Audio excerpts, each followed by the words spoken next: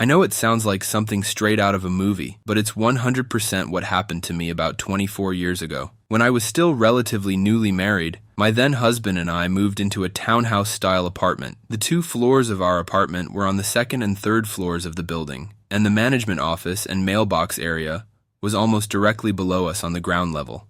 The woman who managed the building was older, didn't care for the property well, and usually spent most days chain-smoking Camel non-filters in her office and being a hateful old racist. Imagine renting a place from Juno the social worker from Beetlejuice, but less helpful. She really resented what we had the townhouse claiming we lied about my being pregnant when we moved it, because she didn't want to rent that unit to people with kids. She also made a few disparaging remarks about my husband due to his race. She was a real peach, truly. So after kiddo was born, I was at Sarum, just busy keeping the house clean and the baby occupied without a car or local mom friends. After lunch, the kiddo needed a bath.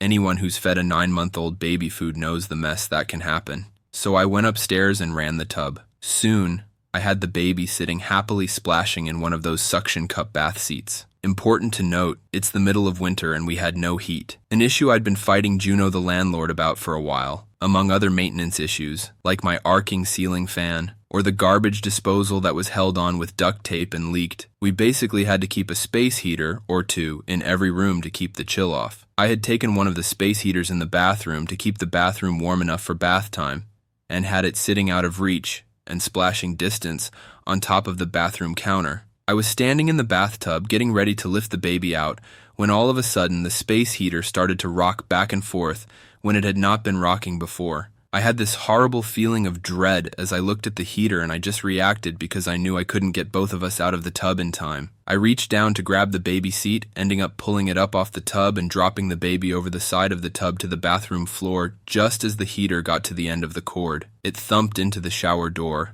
bounced off the edge of the tub, and landed on its side on the floor a couple inches away where it shut off. Had auto shut off in case it got tipped over. When I looked over to the corner of the bathroom, that part of the room seemed to just get darker, like it was filling up with shadows. There was no smoke, no change in lighting, no windows, so no sun going behind a cloud, etc. It was just darker. I also started to smell cigarette smoke, Camel non-filters, which I knew the smell of well from being in Juno's office all the time to get things fixed. The smell was so thick it made me cough and my chest ached, but I couldn't see any smoke haze, and I felt this overwhelming sensation of hatred and malice, like someone was standing there giving me a death glare. I grabbed the baby and a towel and ran downstairs. I was so freaked out I couldn't bring myself to go back up there, so I used some diapers from the diaper bag and kept the baby wrapped in the towel and cuddled up to stay warm. I stayed down there the entire rest of the day until my husband got home. Every so often I'd look up the stairs at the bathroom, but I didn't want to take the baby up there,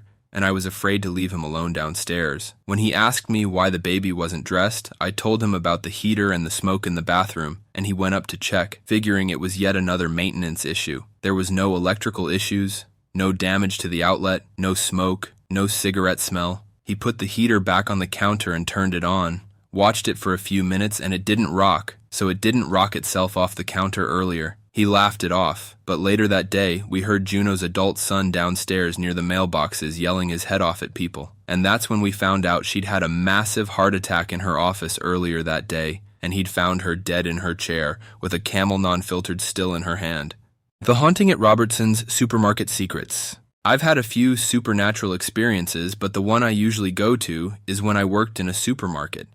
I grew up in a farm town, and the only place to get groceries besides the grossly overpriced Shopco on the edge of town was the family-owned supermarket, Robertson's.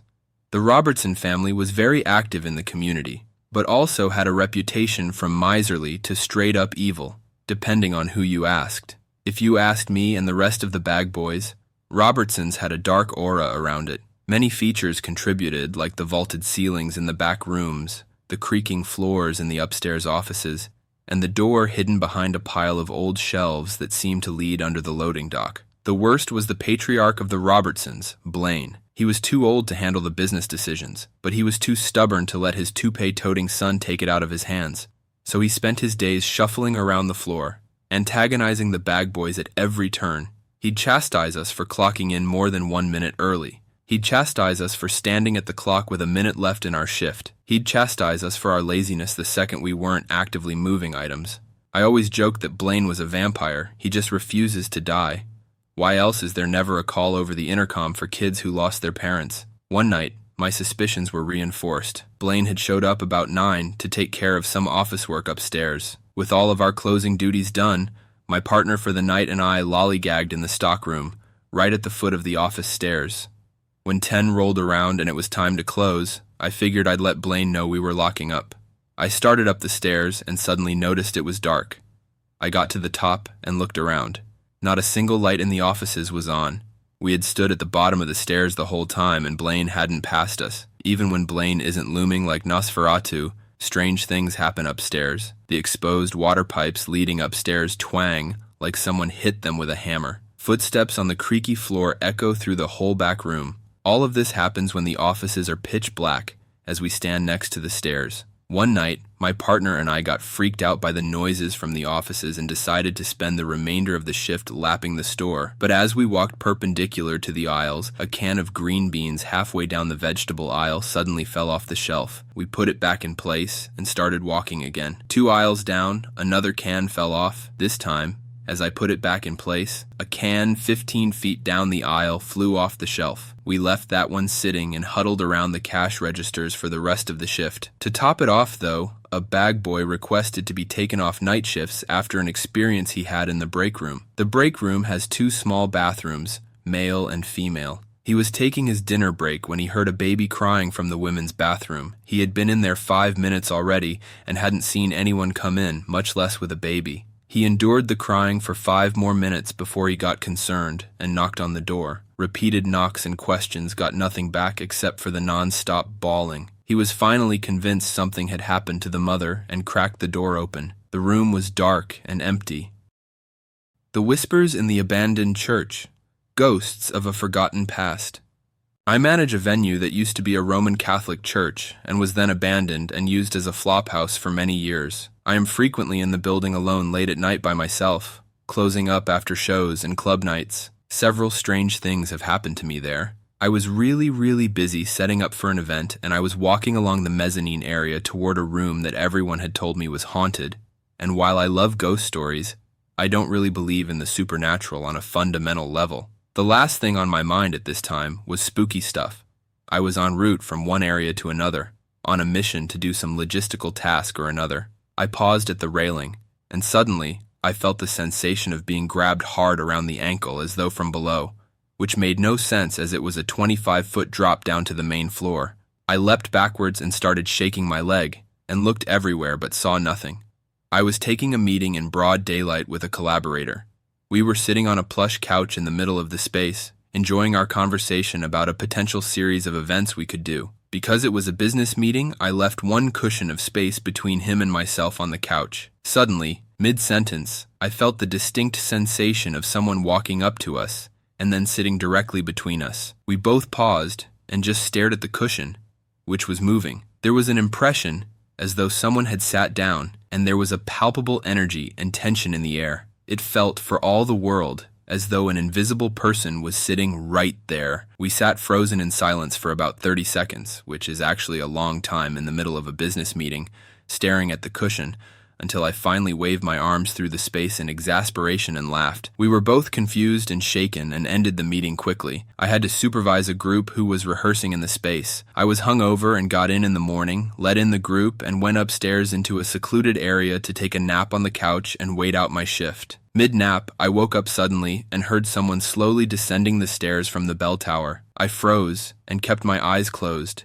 thinking it was someone from the rehearsing group, and I just wanted them to go away. The footsteps drew closer, and I heard what sounded like a man muttering to himself under his breath as he leaned over me and grasped my hip hard. He squeezed it until it hurt. I let out a yell and opened my eyes, but there was nobody there. Probs, just sleep paralysis, but very odd. I've never had a sleep paralysis incident before. Multiple instances of seeing figures in the mirror, hearing doors slam, etc. People calling my name from distance corners when I'm there by myself. The custodian once told me she refuses to clean at night anymore since she heard someone quietly praying in the confessional at 3 in the morning. Everyone likes to claim it's the ghosts of all these Irish Catholic priests and their parishioners, but in my opinion, the many years the church sat empty and desolate as a last resort shelter for drug addicts and prostitutes is the more likely window of time where people would have died desperate, lost, and in pain.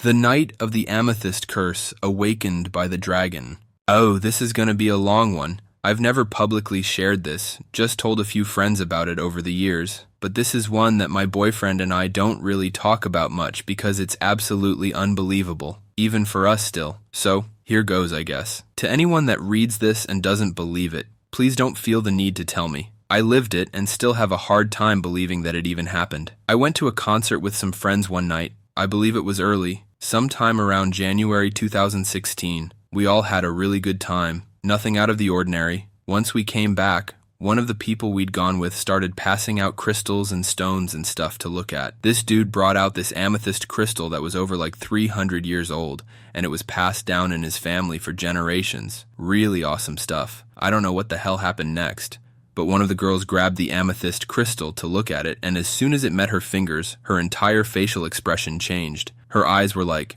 black, super dilated, wild. She started sneering at all of us and talking like backwards. 2 people had to leave because they couldn't stop throwing up almost instantaneously after her demeanor changed. She stood up and started saying weird stuff. We almost thought it was a possession case, but she seemed very aware the entire time. She started talking about how someone in the group was cheating on her with another girl who was there, in the room with us. The whole thing got super awkward and honestly terrifying. Things were moving around the house, doors were slamming by themselves. She seemed to be the person who was making it happen, but it seemed paranormal. A few of us eventually moved to another room to talk about some stuff. As we were all trying to figure out what to do, one of our friends, the one I'd mentioned earlier, who was apparently cheating on her, said that they thought the girl was crazy. And just as he said this, a huge chunk of icicles fell from the top of our roof, directly onto the top of his windshield, shattering it. Once things died down for the night, we were all about to try to sleep. Come to find out we're supposed to share a room with this girl. Nope. We sat awake upstairs on the 2nd floor, she was on the 1st floor, and heard a ton of weird noises from her downstairs. Metal scraping, fingers tapping on the table, hysterical crying, and then immediate laughing, and then something completely different. We thought everything was over. Maybe she had fallen asleep. My boyfriend pulls up his Facebook account to check and see if any of our friends had posted anything about the crazy night. The first post on his newsfeed was a post from her, from 5 minutes earlier. It read, "Congratulations, you've awoken the dragon." While reading those words, we literally hear what sounds like a fucking big-ass reptile, like a croc or something walking up the stairs, like there are heavy, padded, rough footsteps stepping step by step, slowly up the stairs. I cannot explain this to this day, and I have chills writing this. This girl played some damn Jedi mind tricks on us, I swear. The thing that creeped us out even more about the dragon thing was that she literally carried around a little stuffed lizard toy that she named Jerry Garcia after the singer. Go figure. We muddled up the courage to peer over the side of the staircase as the thing was just about to hit the top 2 steps, and there was nothing. Absolutely nothing. We felt completely insane. We stayed in that spot and did not move for the rest of the night. Eventually, the downstairs noises ended as well and everything was silent. We crept downstairs after we felt that we were safe to do so. Whether it was a paranormal experience, some black voodoo magic, or just dealing with someone completely off their rocker, we didn't know. All we knew was that we were terrified and did not feel safe that night. When we finally got back downstairs and looked at everything, it was weird. The girl was gone. All of the cabinets were open. All of the doors, including the basement and the outside front door, were open, which could have been terrible because we had 3 indoor cats at the time. We also found a bunch of weird memorabilia and relics in the basement a while after this happened. I left some bits and pieces out because I'd literally be writing this for hours if I told the entire story from beginning to end. These are just the main highlights, and the things I can remember super vividly, as if it just happened a few days ago. This event was over the course of an entire night, not just a few hours, and there was so much that happened. It was also about 6 years ago now, so the timeline leading up to all the scary shit is a little bit hazy these days. Thanks to whoever decided to read this whole thing. Sorry if it's hard to follow. I don't really like reliving the event because it honestly brings back some really unsettling feelings. If anyone has ever been through anything similar or has heard of any people like this girl, please tell me. The Tower's Time Warp. When I was 20, I visited a town in Italy that has a medieval tower that you can climb. My girlfriend didn't want to, so I went up on my own and was the only person at the time doing so. It was a hot, sunny day when I entered the tower. There was a flight of stairs that wound around the edge of the tower and no windows. Climbing the tower took at the very most 5 minutes. At the top of the stairs, there was a ladder and a trapdoor that opened up onto the roof of the tower. When I opened it, I found the weather had changed dramatically and was overcast and threatening. I forget it there was thunder or not, but I was genuinely concerned about lightning, being at the top of a tall tower in that weather. I cautiously climbed out onto the roof just to have a quick look before going straight down. The roof was surrounded with a sort of metal cage of bars that were presumably intended to prevent anyone falling jumping off the tower. I heard some thunder and saw electricity arc between some of the bars, not a blinding lightning strike, just arcing. I decided that the tower was imminently going to be struck and descended as quickly as I could. At the bottom, I was surprised to find the weather was again sunny with a clear sky. My girlfriend could tell I was shaken and was amazed when I told her I thought that maybe there had been lightning. The weather hadn't changed at all whilst I'd been up the tower and had remained sunny and clear. I'm very much a skeptic when it comes to the paranormal. I'm not religious, and I've had no other weird experiences like this. In short, I'm not your stereotypical spooky things happen to me kind of person, and yet I've no explanation for this. I've tried since to figure out which tower it was. I spent a couple of summers traveling around southern Europe and climbed a lot of old towers, and I'm fairly sure it was the Torre Grossa in San Gimignano. It doesn't have a cage around the top, but there is a metal cage around the bells, and that must be what I remember. The Devil's Bargain.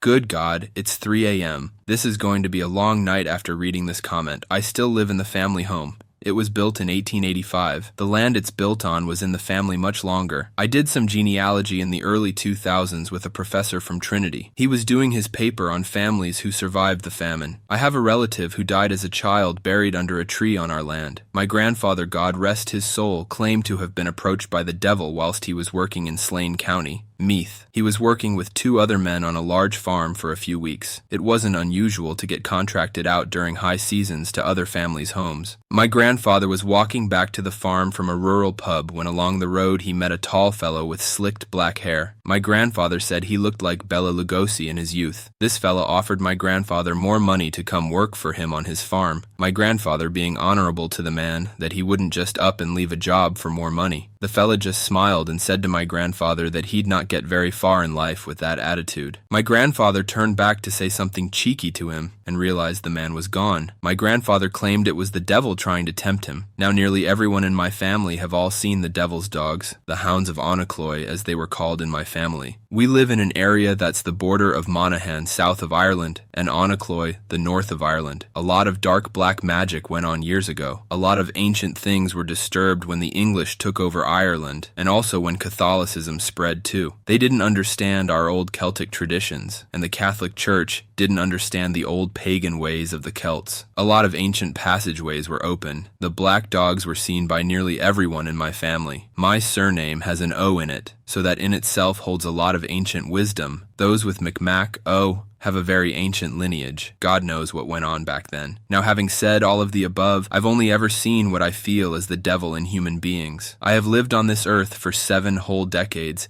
and can say that I've seen my fair share of his evil in humanity. When I was a young boy, I was SA'd by a Christian brother. Abuse was very normal during my time growing up from the 50s to the 90s, when Ireland was a Catholic state. Now, do I believe the voice that was deep and so disturbing was the devil? Yes, it was certainly a manifestation of him or whatever the devil is. The devil represents darkness and low vibrations. Whatever that thing was, it left me feeling dark and fearful. So much so that when I see the Turin, which is meant to bring people peace, it brings me extreme fear. Did I get the house blessed after this event? Feck yes. It's tradition in my country to get the house blessed when the unexplained happens. I am now wide awake. I'm waiting until the sunlight is out. I might get a few hours then.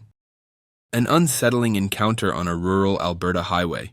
I've told other unexplained stories on Reddit, but I'm not sure I've told the one about the thing my friend and I saw on the side of the road. I'll try and remember it to the best of my ability. It was about 12-ish years ago. If anyone else saw something similar, let me know. It's around 3 in the morning in rural north-central Alberta. My friend and I are driving home from a high school party in which neither of us drank or took any drugs. It's the middle of winter. In Alberta, this means it's cold outside. This night, it was below 30 degrees Celsius, below 22 degrees Fahrenheit. The whole way home, my friend and I are chatting about the usual things. What happened at the party, the boys we liked, etc. While most teenage girls are chatty, this friend in particular was a chatterbox. Mostly, I would listen and just react to whatever she said. Love friends like that. So, because she would do most of the talking and didn't require much input, I'd zone out sometimes looking out the window. We are about 5 to 7 minutes outside of town at this point, taking the highway, probably going 75 to 90 kilometers per hour, using an online calculator that puts us around 6 to 7-ish kilometers outside of town in a sparsely wooded area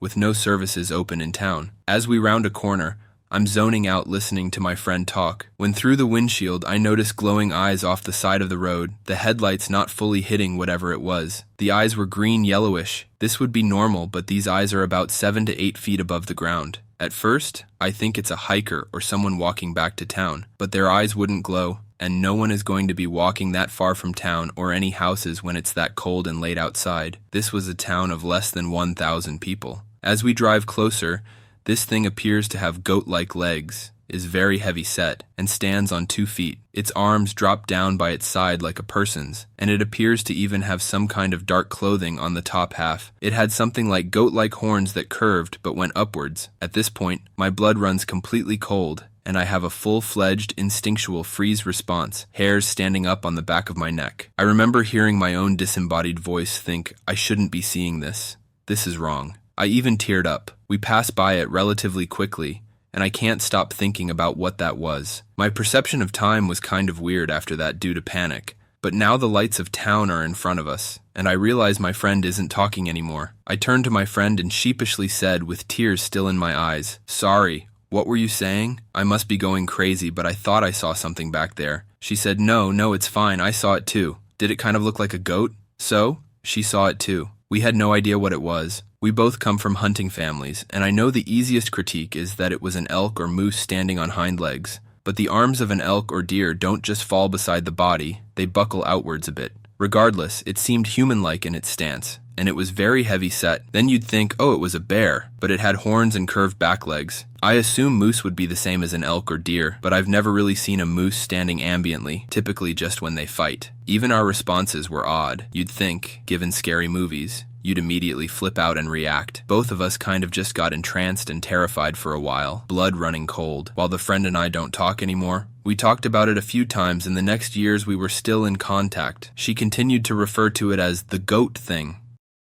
A chilling Ouija board experience that defied logic. So I grew up during the satanic panic of the 80s, and was raised in a Baptist home where the devil was hiding around every corner to get you. Stories, some of them true, about pentagrams in newly developed cul-de-sacs and animal sacrifices, children's kidnappings, the white van, etc. were very common. I had a couple of odd experiences growing up that I couldn't explain but always thought it was my imagination. I am now agnostic, as I believe most religions share the same "don't be an asshole" teachings about being a good person. I do feel like there is darkness in the world that can't always be explained. In my early 20s, about 20 years ago, there was a gang off us who rented 3 apartments, all in the same building, and weekly hangouts were a thing, with drinking, smoking weed, and occasional other substances for the party. We all got to know each other really well, and after about a year and a half, we were all chilling upstairs in the top floor apartment. It was midday on a Saturday, and it was too early for getting into the smoking and drinking, and we were just chilling, playing some original Nintendo Super Marios and PS1 games. One of the ladies was getting bored and asked if we wanted to play the Ouija board that was on the bookshelf. We all said why not, and gathered around the coffee table. We played for a while, asking all of the dumb shit about what our parents are doing, what their name was, how old they were, etc., etc. One of us asked if the demons were real, and they responded yes. He then asked for them to prove it in a way that we could understand. Suddenly, the entire house shook violently, like an 18-wheeler ran into the side of the building over and over. Bang, bang, bang, bang. It went on for a couple of minutes, and all of us were freaking the fuck out. We immediately put everything away and went outside. I have never been as sober as we were in that moment, like reality had been peeled back for the first time. We checked with one of the guys in the bottom floor apartment, and they hadn't heard a thing. I don't know if it was a group delusion or if it was real. I will say I have never touched another Ouija board again. To this day, I can't reconcile my understanding of the world with those events. My dad's unsettling late-night encounter.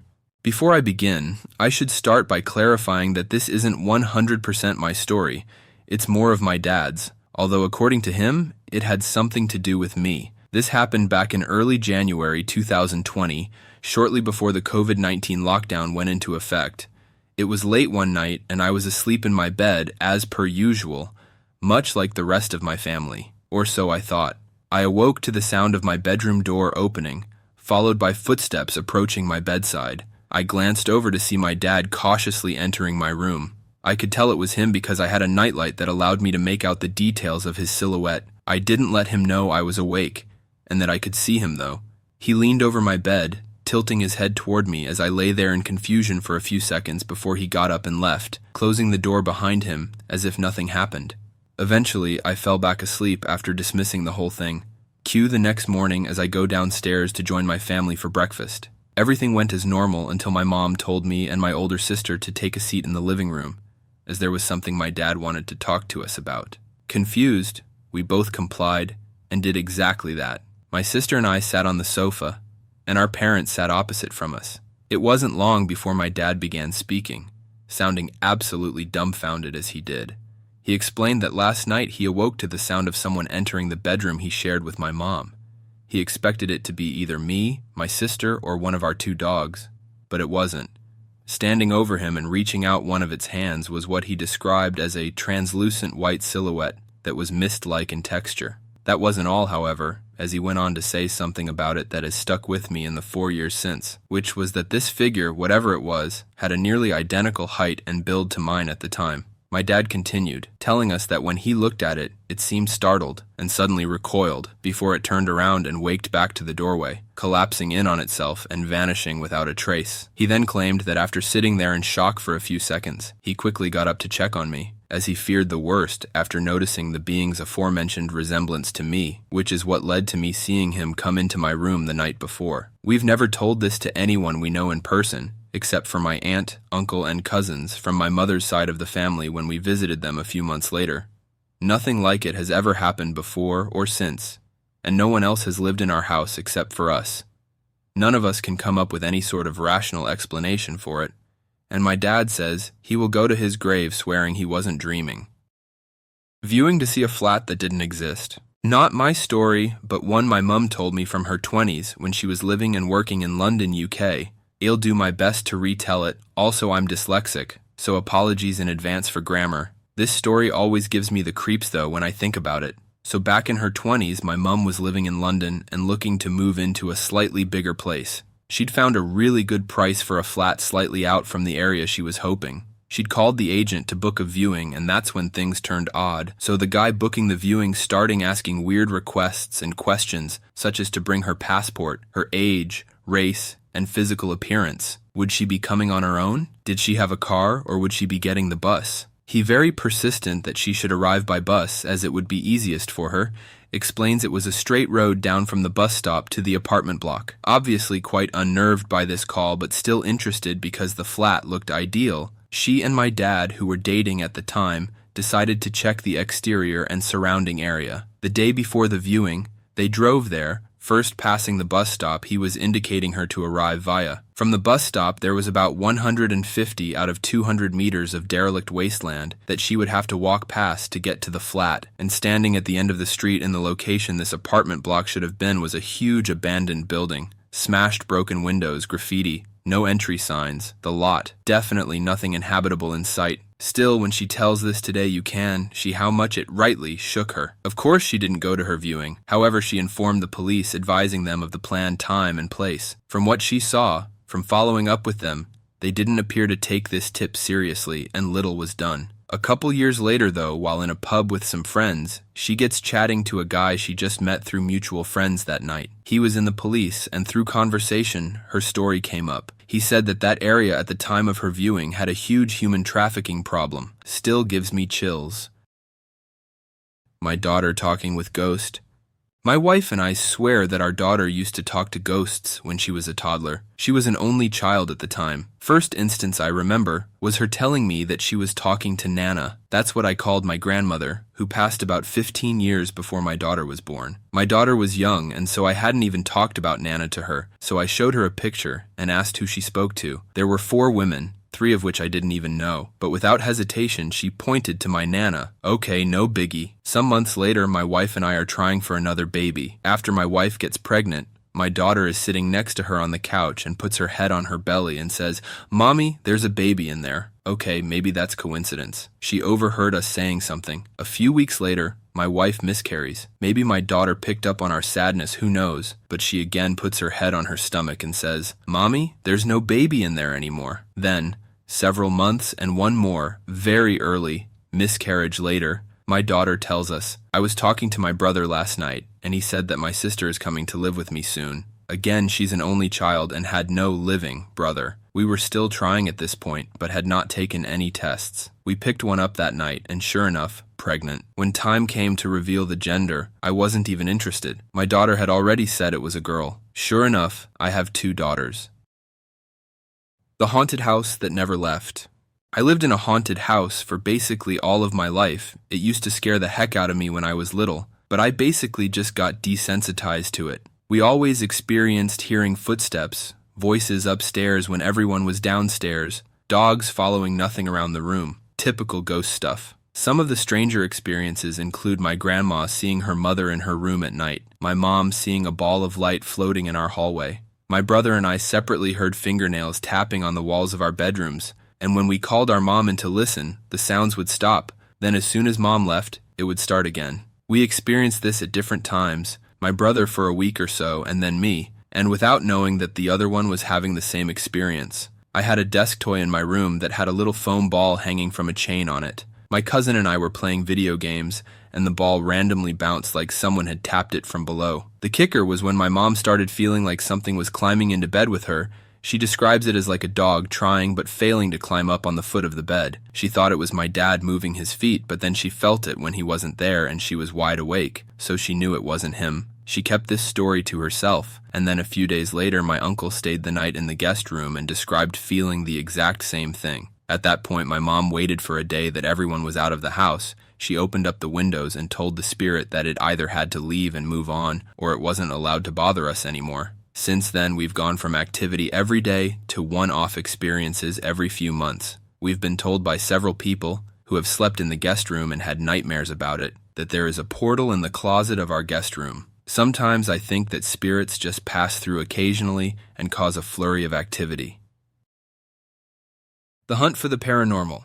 A couple of little disclaimers first. In regards to my family's general makeup, we aren't some crazy hippies that drop acid and hallucinate. There is no drug use, no alcohol abuse. My father owns his own business. My mother does finances for said businesses. My brother is a civil engineer who graduated from a very reputable school with honors. I am a musician. But before that, I went to a couple different reputable colleges and made straight A's, even taking classes like second-level anatomy classes, etc. We believe in science and have no explanation for these experiences. In my life, the basic consensus has always been that ghosts are real, and people who think they aren't are like those dumbasses who think that evolution is made up. I am a religious person, and my belief in the paranormal has only strengthened my religious beliefs. I know that in the end, all that stuff doesn't really matter, and I could just be pulling your leg, or I could just be batshit crazy. I will say, though, as far as I know, all of the stories that I post in this thread are true.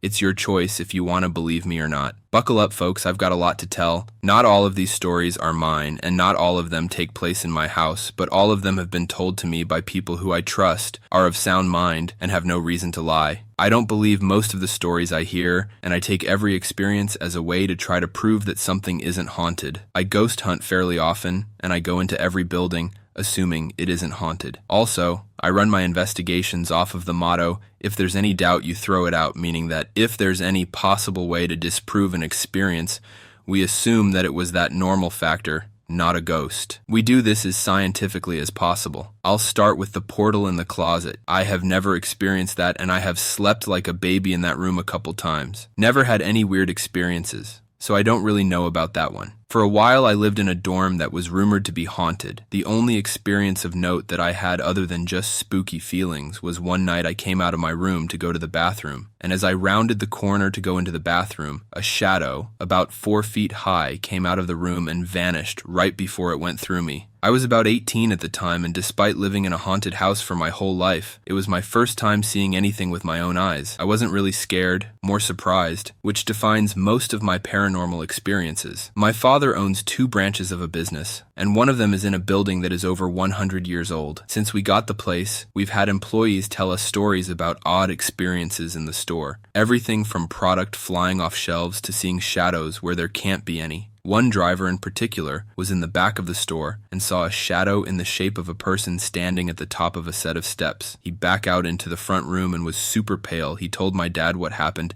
and he never went back into that room again. He quit not long after because he was afraid. In that same building, my dad and I were there changing out lights on a day when the store was closed. I believe it was Memorial Day a few years back. We were the only people there, and we are 100% positive about that. Basically, my dad was up on a scissor lift 15 feet up changing lights, and I was running back and forth from one of the back rooms flipping breakers so he didn't get electrocuted. There were 3 shelves that I saw on my way in and out each time, 2 super tall shelves with one about 4'1" in between them. One time, as I came out of the back room, I saw a man standing on the other side of the shorter shelf. He was looking at me. He was wearing a hat and had a mustache. I would have guessed a style from the 1920s. At first, I thought it was my dad. He is mustachioed, and it was the only logical explanation my brain could come up with. But as I rounded the corner, he was still 15 feet up on the scissor lift. Not scary to me at all, but super fascinating. My grandma used to hear kids running around in her apartment long after all of her grandkids were grown up. The meat shop below her apartment hears it too. My cousin, 15 at the time, was at his house not long after his grandpa died. He and a friend were playing video games, and they looked behind them and saw a shadow, generally in the shape of and with the posture of his grandpa standing behind him. Both kids screamed and it vanished. They ran downstairs to tell his mom, who didn't believe them because my cousin is known for telling tall tales. My cousin then burst into tears saying, "I think it was Grandpa." My cousin is not a crier and certainly would never cry in front of his friends, so at that point my aunt believed him. The next day she went upstairs and basically did what my mom did in my house, asking it to leave, and as far as I know they haven't had any experiences since. Finally, the last time I went ghost hunting, I had one of the most up-close experiences I've ever had. We were taking a ghost tour of the old Trans-Allegheny Lunatic Asylum. I was going up some steps immediately after the tour guide, who was the only person in front of me. As I came up the steps, I heard a voice in my ear that said, "Hey, he's bringing a lot of people up here." It sounded like it came from inches away. Again, I wasn't scared, just totally fascinated. I love this shit. That's pretty much all I got for now. I leave in less than a week to do a week of investigations around Kentucky. Waverly Hills Sanatorium. Here I come. I know a lot of people don't believe in this stuff, but a lot of people also don't believe that the earth is round. All I know is that consciousness is an energy, and according to science, energy cannot be created or destroyed. We don't know what happens to you when you die, and according to my life experiences, you have a soul that either hangs around on earth for a while after your body passes or moves on to the afterlife. A haunting we couldn't explain. Up until my mid-20s, I would have told you there's no such thing as ghosts. Most things that people say, I think, is their imagination or wishful thinking. Now, I don't know. I just don't know. When I was in my 20s and newly married, my spouse and I moved for his job. We needed to find a place to live pretty quick. We lucked into the perfect house. It was old. In its previous life, it had been someone's beach cottage, which I loved. What's better than living in a resort town, close enough to walk to the beach? Plus, it wasn't in a resort area. It was on the back half of someone's property, with one road in and out, and lots of trees and shade. Very quiet. No other people around. Because the house was originally a weekend cottage, it was one big room, with a small addition to one side that contained a kitchen and bath, and another addition off the back that had a bedroom. The big room was awesome. All windows on 3 sides, with a nice breeze most of the time. A fireplace. Lots of open area. The only thing that kind of pinged my radar was the landlord. When we rented, he was overly insistent that we sign a year lease and we couldn't break it for any reason. No matter what, we needed to pay out the lease, whether we lived in the house or not. I thought that was a little weird, the way he kept repeating that over and over because he wanted to make absolutely sure that we understood. But it didn't really register at the time, other than I was a bit worried that maybe there were troublemakers or noisy parties on the beach or something. He assured us that it was a very quiet neighborhood, but he repeated again that we couldn't break the lease. I worked a 9-to-5 job. My spouse worked 12-hour on-off shifts, so there were lots of times when I would be home by myself. The first month or two were fine. I liked the house, I liked the neighborhood, I liked the beach. I'm mostly a homebody, so when the spouse was at work, I would stay at home reading or watching a little TV or cooking. I'd always wanted to learn to knit, so I bought some yarn and started teaching myself. Then sometime around the 3rd month, I started to get very strong feelings that someone would be standing behind me while I was reading, like looking over my shoulder. It only happened when I was alone in the house, and only when I was in the main room. Without thinking about it too much, I started sitting places where my back was to the wall, or reading in the bedroom. When I went to bed at night, I started closing the door between the bedroom and the rest of the house. I felt safe in the bedroom. Sometimes, when I fell asleep in front of the TV late at night, I'd wake up to catch someone standing in front of the fireplace, just out of the corner of my eye. I thought I needed to stop dreaming so much, but I started to stay in the bedroom after dark, with the door shut. Things started not being where I put them in the big room. I got kinda irritated with my spouse for messing with my stuff. I wasted 5 to 10 minutes almost every day looking for my handbag or my car keys. Then one day when I came home after work, I found my knitting yarn wrapped and tangled around all the furniture in the big room. I don't mean just a little bit, I mean the yarn was strung between couches and wrapped around the legs of the chairs. I told myself that my spouse was playing a trick on me and I cleaned it up. Then I decided that I wouldn't mention it to him, just to see how long it took him to come clean. He never did. I moved my knitting to the bedroom. My sister came to visit for a long weekend. I'd gushed so much about our lovely beach house that she came to visit and see the beach. She came for a 4-day weekend. She slept on the pull-out sofa in the big room. After the first night, she told us that the sofa wasn't very comfortable and she thought she was coming down with something. So she changed her travel arrangements and she was leaving that afternoon. She seemed agitated, but she wouldn't talk about it. A few days after she went home, she called me. She started the conversation with, "I know you don't believe in ghosts, and maybe I'm just being stupid." My heart dropped. I thought I was the only one, and I was being so stoic and pretending I never saw or heard anything. She went on to tell me that after she went to sleep that night in the big room, noises woke her up in the middle of the night. She thought it was one of us, but no one was there. Then, while she was sitting in the bed looking around, the windows started opening and closing. It just kinda went around the room. One window opened and closed, then the one next to that, then the next one, and the next one. Then she heard footsteps walking straight towards her, but no one was there. The footsteps walked right up to the bed where she was sitting, then over the bed, continued across the room, and out through the side door into the kitchen area. She said she ran out the front door and spent the rest of the night on the front porch. She came back inside when the sun came up, waited for us to wake up, and made excuses to go home. She didn't want to spend another night in that house. She said, "I know you won't believe me. That's okay, but I'm not ever sleeping in your house again." I told myself that my sister had always been a little nutty about stuff like that, so knowing that the house was old, she probably just had a very vivid dream. I kept telling myself that. A few weeks after that, just when I'd stopped jumping at every stray noise, I woke up one Sunday morning and went to cook a leisurely breakfast for me and spouse. And y'all, I still don't know how to explain this. I opened the kitchen cabinets to get the dishes out to start cooking. All the dishes were rearranged, not messy, not tumbled about. They were all very neat and orderly, but everything was on the wrong shelf. The shelf that normally held glasses now had plates stacked on them. The shelves that normally held bowls now had glasses on them. My first thought was that someone had been in the house during the night. I checked all the locks. Still locked. We didn't know many people, and I couldn't think of anyone who would pull a trick like that. Besides, there was so much stuff moved that no one could do it quietly without disturbing people sleeping in practically the next room. So I did what any half-crazed, scared-to-shit person would do. I pretended it never happened. I pretended that I always kept the glasses on that shelf, and there was nothing strange about having all the plates on this shelf. I sure as hell wasn't moving anything back because I didn't want to see what would happen if I did. I cooked breakfast. I went on with my day. And later that afternoon, I told my spouse that I wasn't really comfortable in this house anymore. Could we find somewhere else to live? Amazingly enough, my spouse never asked me why. He simply said that was probably a good idea and let's find something quick. And we moved out. We called the landlord after we'd already packed and moved the furniture. He came over and picked up the keys. He never, not once, asked why we were moving. In fact, he never met our eyes, just kept looking at the ground. We agreed to keep paying rent until he could get some new tenants. Months later, I asked my spouse if he ever felt anything strange in that house. He said, "Yeah, that wasn't a good house. Glad we moved." And we never talked about it again.